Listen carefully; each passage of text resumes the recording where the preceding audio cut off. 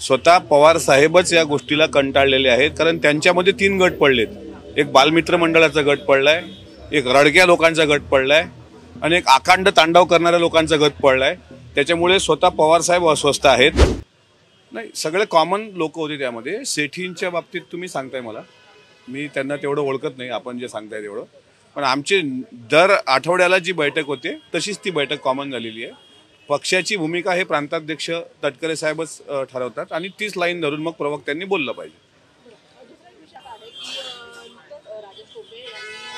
एका मुलाखतीमध्ये असं म्हणलेलं आहे की शरद पवार जे आहे त्यांनी जर बोलवलं तर जे जुने सहकारी जे निघून गेले ते पुन्हा एकदा येतील. एक लक्षात घ्या, टोपे साहेबांनी जे वक्तव्य केलंय, मी माझी प्रतिक्रिया त्या संदर्भात आज काही वृत्तपत्रांमध्ये आली.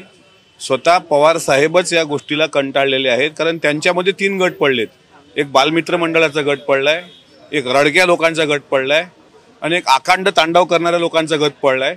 त्याच्यामुळे स्वतः पवार साहेब अस्वस्थ आहेत आणि आपल्या फलटणमधली लोक ठेवण्याकरता टोपे साहेबांनी हे वक्तव्य केलंय. मी तुमच्या चॅनल समोर सांगतो, काही दिवसानंतर अजितदादांनी घेतलेला निर्णय हा पवार साहेबच मान्य करतील, कारण रोहित पवार ते जितेंद्र आव्हाड या सगळ्या फलटणला अत्यंत कंटाळलेले आहेत स्वतः पवार साहेब.